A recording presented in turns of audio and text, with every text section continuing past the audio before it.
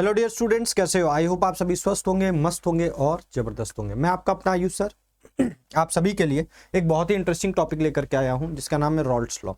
ये रॉल्ट्स law basically solution chapter से निकल करके आता है जो कि आप क्लास 12 में पढ़ते हैं।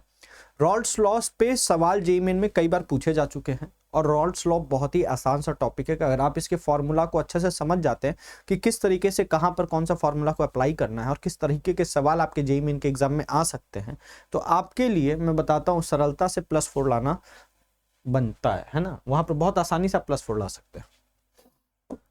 तो आइए देखते हैं रॉल्ट्स लॉ है क्या। तो रॉल्ट्स लॉ की अगर हम बात करें,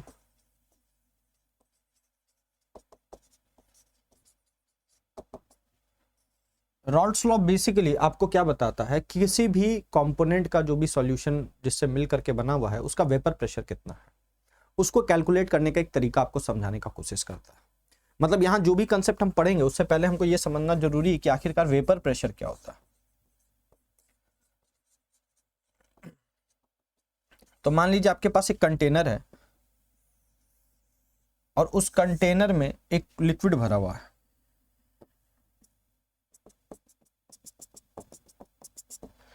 एक लिक्विड है यहां पर और ये लिक्विड मान लेते कौन है, ये लिक्विड ए है। अब ये लिक्विड वेपोराइज करेगा तो वेपोराइज करके ऊपर में इसका वेपर फॉर्म यहां पर एग्जिस्ट कर रहा होगा।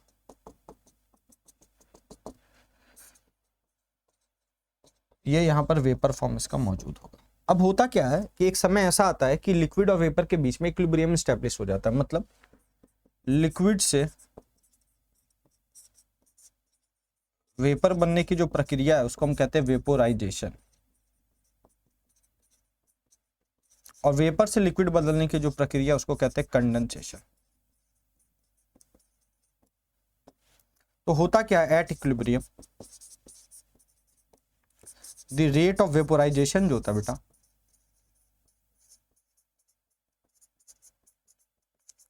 वो रेट ऑफ कंडेंसेशन के बराबर हो जाता है।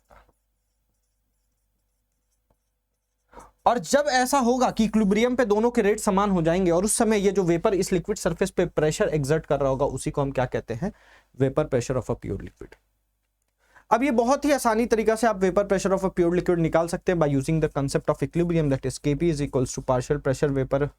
जैसे कि मान लो ए लिक्विड है, ये ए गैस में कन्वर्ट हो रहा है, तो आप क्या लिखोगे, partial pressure of A upon, अब ये ए लिक्विड प्योर स्टेट में है मतलब इक्विलिब्रियम कांस्टेंट ही आपका क्या हो जाएगा, वेपर प्रेशर ऑफ ए के बराबर हो जाता है। तो एक प्योर लिक्विड के लिए, एक सिंगल लिक्विड के लिए ये चीजें बड़ा आसानी से आप कैलकुलेट कर सकते हैं। लेकिन अब आपके पास एक प्योर लिक्विड नहीं हो, आपके पास एक कंटेनर और उस कंटेनर में दो कंपोनेंट्स हो, एक ए है और दूसरा बी है। यहां पर ए भी है, यहां पर बी भी है, मतलब वेपर फेज में भी ए भी होगा बी भी होगा, यहां भी होगा, लेकिन ये किस फेज में होगा, वेपर फेज में होगा। यहां पर ये किस फेज में है, लिक्विड फेज में है। ऊपर में वेपर फेज में होगा, नीचे लिक्विड फेज में होगा। और अब यहां पर अगर आपको vapour pressure of the solution निकालना है जिसको आप पी टोटल बोल सकते हैं, तो ये हो जाएगा partial vapour pressure of A upon partial vapour pressure of B. अब मैं यहाँ वर्ड पार्शियल क्यों यूज कर रहा हूं, क्योंकि यहां पर ए अकेला नहीं है, ए के साथ बी भी है, तो इसको बताने का काम करता है ये वर्ड पार्शियल, कि partial vapour pressure of A plus partial vapour pressure of B. अब सवाल आता है कि सर ये partial vapour pressure of A कैसे कैलकुलेट करें, यहां तो कहानी आसान थी, एक सिंगल लिक्विड थी, तो इसी के लिए हम लोग रॉल्ट्स लॉ पढ़ते हैं। तो इसका partial vapour pressure of A, Raoult's क्या कहते हैं, according to Raoult's law the partial vapour pressure of A is directly proportional to the mole fraction of A in liquid phase. ये मोल फ्रैक्शन आप किसका लेंगे, लिक्विड फेज में लेंगे, gaseous phase में अलग कॉम्पोजिशन होगा। अब प्रोपोर्शनलिटी को जब हटाएंगे तो यहां पर आ जाएगा पी नॉट ए। ये पी नॉट ए क्या है, that is the vapour pressure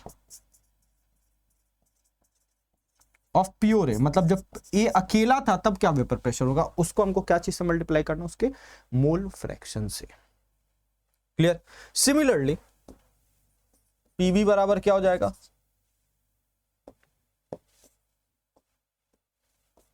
P naught B into काई पी। तो अगर आपको प्रेशर ऑफ द सॉल्यूशन निकालना है तो क्या हो जाएगा, chi A into P naught A plus chi B into P naught B.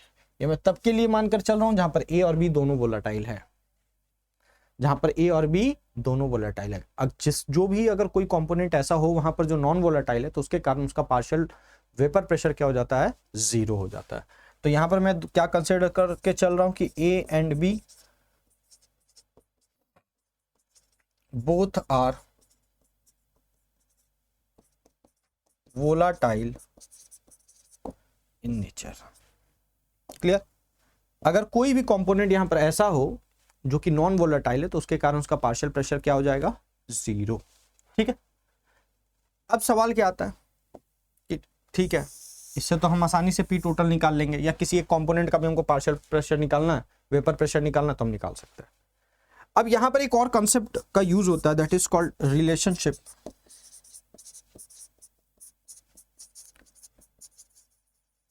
Between Raoult's law and Dalton's law.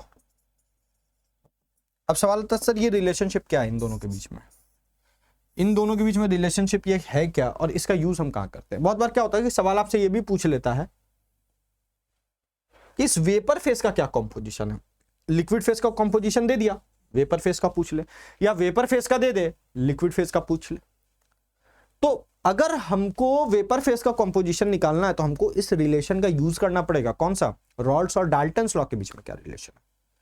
तो याद करिए डाल्टन्स लॉ कब के लिए था, जब गैसियस मिक्सचर होता था। तो डाल्टन्स लॉ क्या कहता था, अगर मान लो अकॉर्डिंग टू डाल्टन्स लॉ कोई गैसेज है, मान लो यही गैसेज है, ए और बी गैस यहां पर भरा हुआ है, और आपसे पूछे what is the partial pressure of A, तो आप क्या बताते थे, mole fraction of A into P total. अब ये वाई ए क्या है, ये आपका मोल फ्रैक्शन है, किसका, ऑफ ए है, इन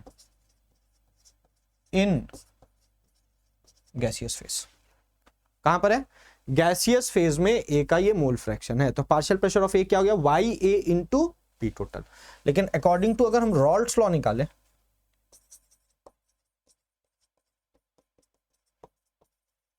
तो यही पार्शियल प्रेशर ऑफ ए हम कैसे निकालेंगे, काई ए इंटू पी नॉट ए। ये पी टोटल क्या है, that is the total vapour pressure, मतलब टोटल वेपर प्रेशर, या आप टोटल प्रेशर बोल सकते हो ऑफ ए एंड बी। मैं वेपर वर्ड इसलिए यूज कर रहा हूं क्या, क्योंकि ये ए और बी क्या है, लिक्विड फेज से गैसियस फेज में कन्वर्ट हुआ है। तो यहां पर काई आपका क्या हो गया, ये हो गया आपका मोल fraction of A in liquid phase, वहीं ये पी नॉट ए क्या हो गया, बता चुका हूं ऑलरेडी, ये एक्चुअल वेपर प्रेशर है ऑफ प्योर है। अगर मैं इसको इक्वेशन 2 मानूं, इसको इक्वेशन 1 मानूं, तो फ्रॉम 1 इंटू क्या आ जाएगा, chi A into P naught ए बराबर वाई ए इंटू पी टोटल।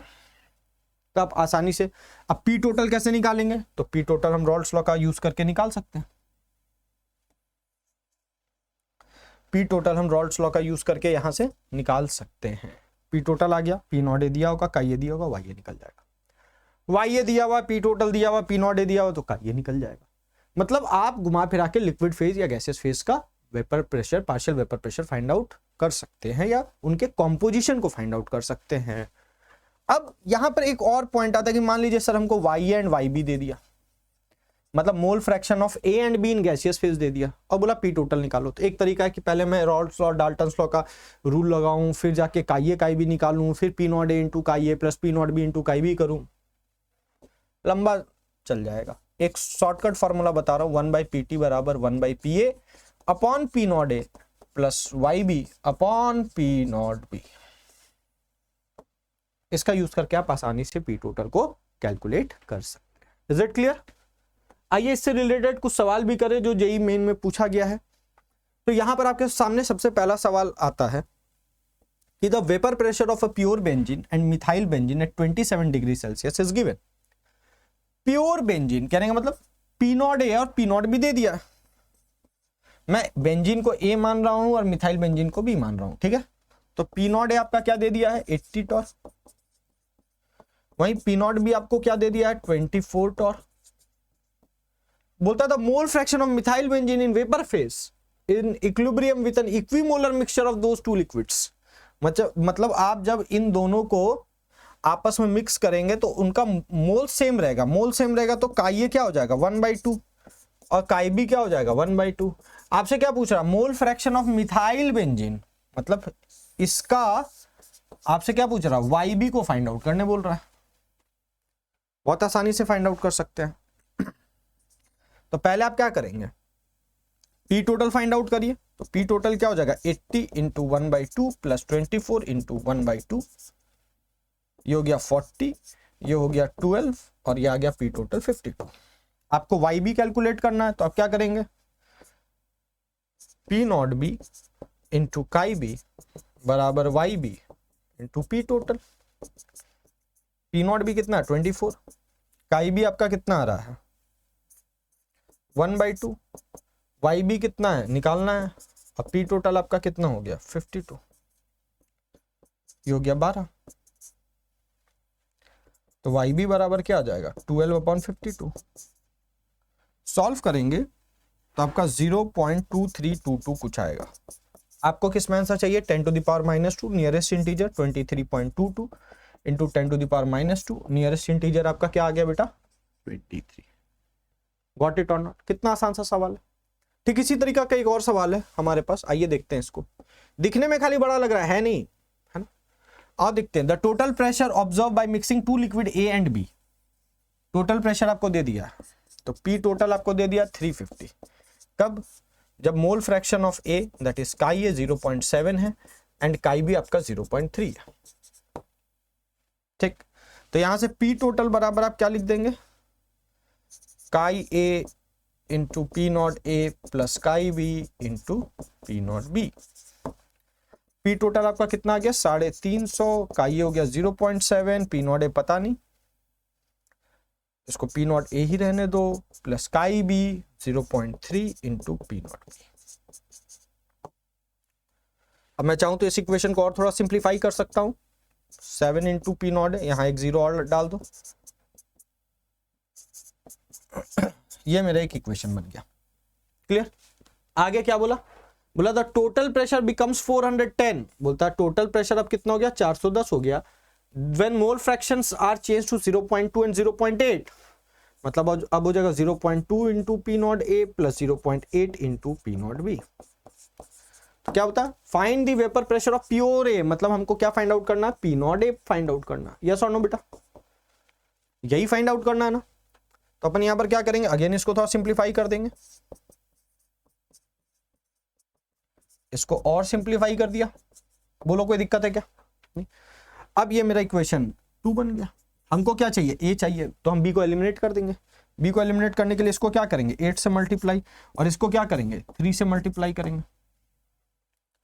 तो जब इसको आप 8 से मल्टीप्लाई करेंगे तो ये आपका कितना बन जाएगा 0 0 0 4 हाथ में, तो ये हो जाएगा 28,000, ये हो गया 56 पी नॉट ए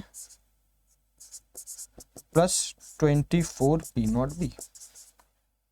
ये क्या बन जाएगा 3 से मल्टीप्लाई 0 0 3 2 1, ये हो जाएगा 6 P naught A plus 24 P naught B. इसको मैं 3 मान लूं, इसको मैं 4 मान लूं, तो 3 और 4 को हम लोग क्या कर देंगे सब्ट्रैक्ट करेंगे। सब्ट्रैक्ट करेंगे तो मेरा क्या निकल करके आएगा 0 0, यहां से 10 कॉमन आ गया तो यहां जाएगा 7, 7 में से 2 जाएगा 5, 157 00, और ये पी नॉट बी तो कैंसिल हो गया, 56 पी नॉट ए माइनस 6 पी नॉट ए कितना हो गया 50 पी नॉट ए, ये और ये कैंसिल हो गया। इसको मैं 157 इंटू 10 लिख दूं डिवाइडेड बाई 5, ये हो गया पी नॉट ए, ये हो गया 2, आ जाएगा आपका पी नॉट ए कितना 314। आंसर क्या हो जाएगा 314 mm ऑफ Hg। देखे कितने आसान सवाल यहां पर पूछे जा रहे हैं। बशर्ते अगर आप ध्यान से इस कॉन्सेप्ट को, थोड़ा सा कॉन्सेप्ट है, सीख लोगे तो एक सवाल हो सकता है कि आपके पेपर में आ जाए और बहुत आप आसानी से सॉल्व करके अपने +4 मार्क्स को बढ़ा सकते हो एग्जाम में। ऐसे ही वीडियोस के लिए आप हमारे चैनल को सब्सक्राइब कर लीजिए, और वीडियो पसंद आया हो तो वीडियो को लाइक करना ना भूलें और अपने दोस्तों के बीच में शेयर करें। ऐसे वीडियोस हम और भी आपके लिए लाते रहेंगे छोटे छोटे टॉपिक्स पर, ताकि छोटे छोटे टॉपिक्स करके आपका अच्छा खासा सिलेबस जेईई मेन के लिए तैयार हो जाए। धन्यवाद।